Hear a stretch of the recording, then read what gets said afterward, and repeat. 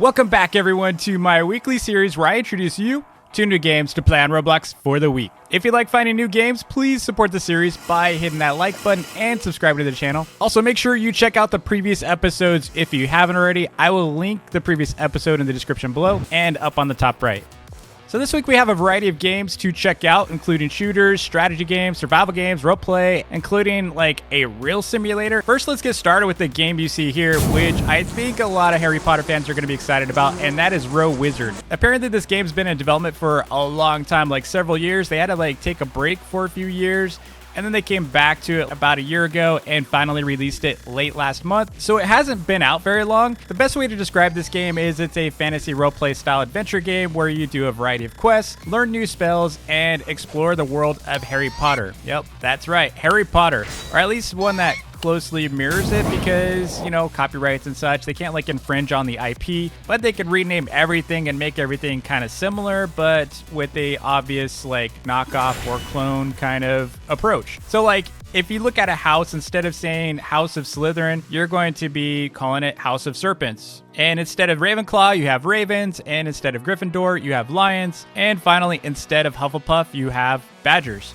The game is beautifully made, and you get to explore this game's version of Hogwarts, which is, you know, the school of magic. You've got an equivalent of Diagon Alley, where you can choose your wand, you can get clothing, and much more in kind of like a shopping center kind of approach. You know how dangerous Diagon Alley is, man. It's infamous in the world of Harry Potter. I love Harry Potter. Big fan of the books. I also watched all the movies. Really excited about this new series they're coming up with. But this game's really cool. Like, you get to explore the school, you get to do quests, you get to learn spells, you get to brew potions, and some of these teachers are going to be very familiar to you, including the headmaster, of course, Dumbledore, or their version of him. He even has like a phoenix sitting next to him. It's great. The main issue with the game currently is it has a spell system which a lot of early players struggle with. It's kind of, you know, a pain to figure out how to use spells. And if you're gonna try this game out, I'm just gonna give you a tip on how to solve this right now. I'm not gonna give you a full tutorial on this game because that's not what this video is about, but to use a spell, equip your wand, hit F. It doesn't tell you to hit F, but hit F, then select your spell, then cast it. And you got to do that every single time. There's no like hotkey or favorites or easy way to do that. Outside of that, I'm just going to let you figure out the rest of the game. You can fight beasts, you can brew potions, like I said, you can learn new spells, you can fly on broomsticks, and much more, which is just what I've experienced as part of the early game. Like, I'm only like year 3 into the game, which is like not that far. Okay, that's maybe like an hour's worth of gameplay tops. I'm sure there's even more things to do because I'm still early in the game. Like, I accidentally fell in water and got killed by some water beasts. There's like a ton of locations out there too. There's like another town that I visited. So there's all kinds of stuff in here. There's spiders. There's, you know, it's basically Harry Potter, like I said.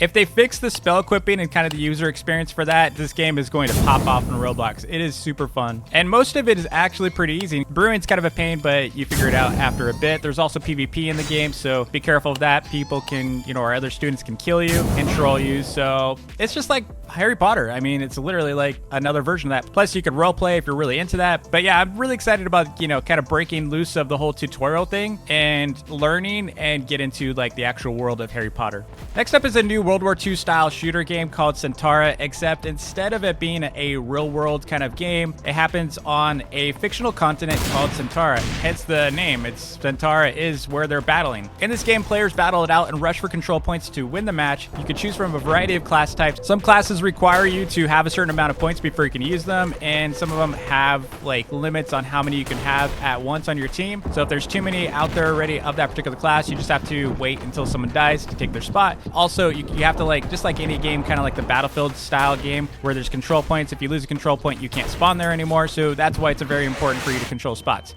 The game is really well done for Roblox, but I don't think this game's for everyone because it does get pretty sweaty. I mean, if you have good aim, you're going to be destroying players. It's also pretty heavy on performance because there's a lot of explosions going on. There's tons of sounds being triggered. There's camera shakes. There's a ton of players in there too, so a lot's going on. There's a big battle occurring, so it may not run for everyone. Also, the game's not very forgiving. You're going to die a lot in this game. It's not like, you know, Arsenal or some other game where you can kind of survive and not get killed for a long time because you can take multiple hits and recharge. recharge or heal up. This game, you could do a little bit of that. You could hide and stuff, but you're going to die a lot if you actually want to make progress in it. And so it's not for everyone, like I said, but it is fun. Some games also can last a really long time. So if you're expecting like a quick round, it's not going to be like those 10, 20-minute rounds. It's going to be up to an hour potentially on certain modes. This game does have a lot of potential, but because there's no progression system, there's not much of a reason to grind. So it's going to really fall down to like a very dedicated community. So if you're into this kind of game and you want to join that kind of community, it's just hardcore, you know, World War II style simulation games, if you want to call it that, definitely for you. But for now, I just like to hop in personally. I like to hop in and play a little bit and then I hop out. Moving into something completely different is Rogue Nightmare, which is a roguelike dungeon game created by the same team that brought you Survival Game. In this game, players will choose a difficulty, easy, hard, and such, and then a group of you will spawn in, enter a dungeon, and fight enemies until you die. If you die, then you have to start over, but the nice thing is you get to keep some of your abilities, or power at least, that you gain during that run, making you a little bit more powerful each time you play. So the more you play, the stronger you get. So it's not like all is lost if you die. This game does give me some Dungeon Quest vibes, so if you're familiar with that game, it's kind of like that, but it just feels a little dated compared to some of the newer games. I did find it pretty easy to play, but it was kind of annoying because it was so easy for the early rounds. I was getting like new upgrades constantly, which might be a good thing, but it just felt like I didn't have a lot of time to really understand what was, you know, being prompted of me. Like, do you want this? Do you want this ability? This is an upgrade. You want this now? Do you want this now? And they wouldn't give you much time to choose, and sometimes they would give you the same thing, and I was just kind of confused. Like, is this better? Unless you know all the different items, you don't really know if you're getting a better item or not. So it's kind of confusing in that sense. Like, it's definitely a game that you need a little bit of time to understand what's going on and what to choose. But if you like the style game and you're down for a roguelike style game, because those are a popular genre, definitely check out Rogue Nightmare. So if you remember last week's episode, I showed you a game called Carry Me, which is that steep steps and alto torture style, you know, game where you have to like climb, get higher with meters. Like all these games with like meters that you need to reach and new checkpoints are popping off. Like they're a really popular genre. Everyone's playing them right now. It seems like the entire Roblox community is playing these style games because they can't seem to get enough of them. Well, I have two more of these in that same category to show you today. First is a Rage Fest of a game. Thanks to Beveruni for letting me know about this one, but it's called Slippery Slopes. This game has you sliding around on an ice mountain where you slip and slide while trying to make your progress to the next checkpoint. The main challenge with this game isn't just to try to stay on the blocks, you know, that are causing you to slip around, but the obstacles that you can run into which cause you to ragdoll and launch you off the mountain. Like these things are ragey because you slip into them all the time and then there you go flying off the mountain again and you got to like respawn at the last checkpoint. If you do enjoy challenging ragey games like this one, it's definitely for you. Not my cup of tea personally, but it was kind of fun for a little bit. I just couldn't get very far. If that sounds too ragey for you though, the next one is called OBBY But You're a Snake, which is a lot easier to complete, and I beat the game, like the current version of the game, within like a few minutes. It was pretty easy to do. It's a fun idea. You're literally slithering as a snake around the map, and as a snake, you kind of have to like handle a bunch of, you know, obstacles, including this lava area where the blocks kind of get dissolved by the lava after you go over them. So it's a fun idea. Just make sure you don't go through the wrong area because at the start, the very first checkpoint, you kind of have to stay left. Don't go to the right where there's like Snake Town or something like that because you go in there, you're just completely lost and confused. It's like a playground for snakes. It's kind of funny, but it's kind of outside the scope of the OBBY. Another honorable mention in this category, by the way, if you like that style game, is OBBY But You're a Bird, which recently got updated for 250 meters and is way easier than Alto Torture, Steep Steps, and its related kind of games. Like this is one of the easier ones because in this game you can not only go solo as a bird, but you float down to safety as a bird to the next area. So it's not like you're just dropping straight into the void. You have a chance to kind of float to safety if you mess up. And of course, the further you go into this game, the harder it gets. But it never really gets as hard as Alto Torture or Steep Steps or even Carry Me. Like it stays pretty easy. I almost made it to 250 meters, the latest update, and I'm just like almost there. It's just a really long checkpoint, so I haven't been able to beat it yet, but I'll get there.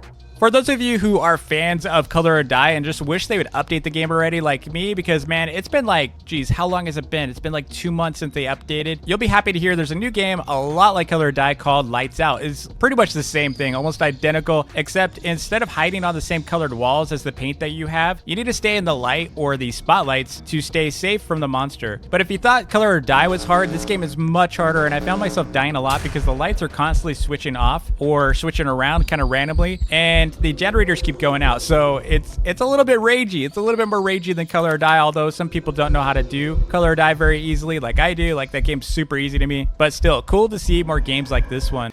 For simulator fans, and I mean real simulator fans, not those fake Roblox kind, you know, not those like I gotta hatch a million pets kind. You might like this tornado simulator called Twisted, currently in beta, where you become a storm chaser and track down tornadoes to either get a good picture of the twister or set up research probes, you know, for science. It's gotta be for science, right? You can earn money, buy better vehicles to help you get closer, and of course, if you're a roleplay type, you can roleplay in this because it's kind of like that realistic, you know, style game where you could roleplay if you wanted to. This game does require you to have a beefy machine though, or device, because it's kind of massive. These tornadoes get big, right? And there's a lot of stuff that can happen when the objects start going flying around. If they take up like a car or something, you know, all those physics. Yeah, it takes a lot of CPU computation. So if you have like kind of a dinky laptop that hasn't been updated in like 20 years, maybe this game isn't for you. Of course, me being me, I had to go straight into the tornado to get a closer look. I mean, where else can you drive straight into a tornado without worrying about your safety? Pretty much this game. I really hope you enjoyed this one. By the way, I'll be at RDC this weekend, so not many videos coming up this week, but I'll have episode 3 out either Monday or Tuesday of next week to showcase some of the stuff that I see at RDC. Also, if you have any new games you want me to check out and include in this list, be sure to include them in the comments below, and maybe I'll give you a shout out. Until next time, don't forget to like and subscribe, and I'll see you in the next vid. Peace.